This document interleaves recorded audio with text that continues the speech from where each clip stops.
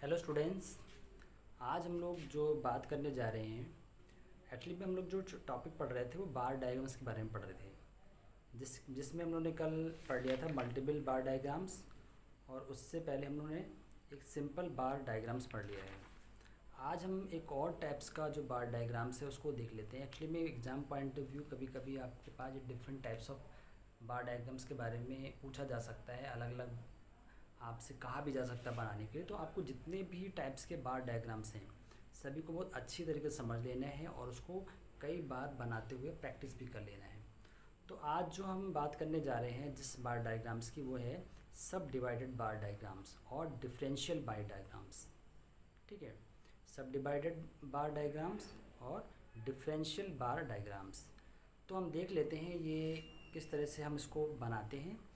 तो सबसे पहले हम इसका मीनिंग समझते हैं।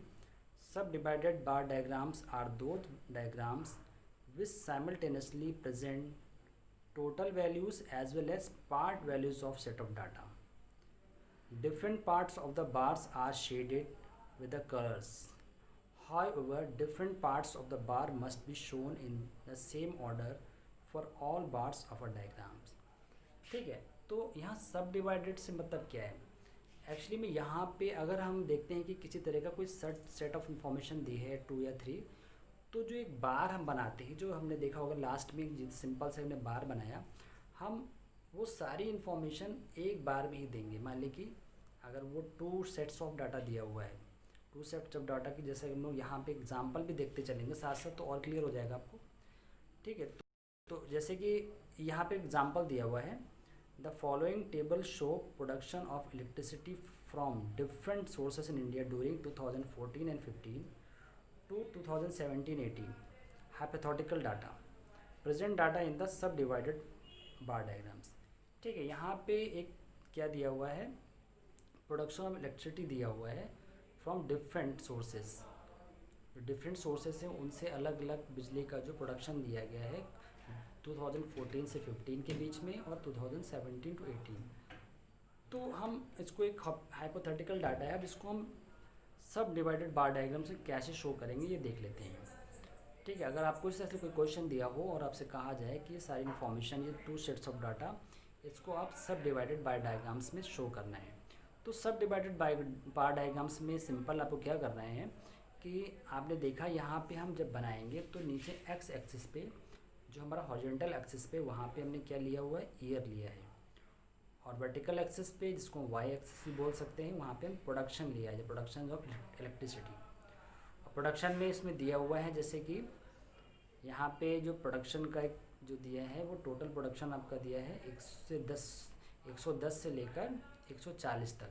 तो हम यहाँ पे 0 से 10 गैप्स में ले लेंगे, 0 to 20, 40, 60, 80, 100, 120 और 140। इस तरह से हमने 20 के गैप्स में ले लिया है इसको। फिर नीचे जो बेस लिया हुआ है ईयर का, वो लिया है 2014 से 15, 15 से 16 और 16 to 17 और 17 to 18। इस तरह से हमने नीचे ये ईयर ले लिए हैं। अब हम देखते हैं, यहाँ पे देखा होगा आपने 2 सेट्स ऑफ इंफॉर्मेशन दी हैं, एक तरफ दिया है हाइड्रो इलेक्ट्रिसिटी और दूसरा थर्मल इलेक्ट्रिसिटी। तो यहाँ पे ये 2 सोर्सेज दिए हुए हैं प्रोडक्शन ऑफ इलेक्ट्रिसिटी, एक कौन सा है, हाइड्रो इलेक्ट्रिसिटी है, दूसरा थर्मल इलेक्ट्रिसिटी। अब हमको अगर सब डिवाइडेड बाय डायग्राम्स में दोनों ही सोर्सेज को एक ही बाय डायग्राम्स में शो करना है, तो हम इसको क्या करेंगे, अलग अलग कलर्स में इसको डिवाइड कर लेंगे एक बार्स को। तो इसमें हम देख रहे हैं, फर्स्ट में देखिए 2014 और 15 में जो हम देखा हाइड्रो इलेक्ट्रिसिटी का प्रोडक्शन कितना 46 था, और थर्मल इलेक्ट्रिसिटी का कितना है 64 है। फिर उसके बाद हम देखते हैं कि ये दोनों ही जो सोर्सेस हैं इलेक्ट्रिसिटी प्रोडक्शन के, अब उनको हम एक ही बार में शो करते हैं।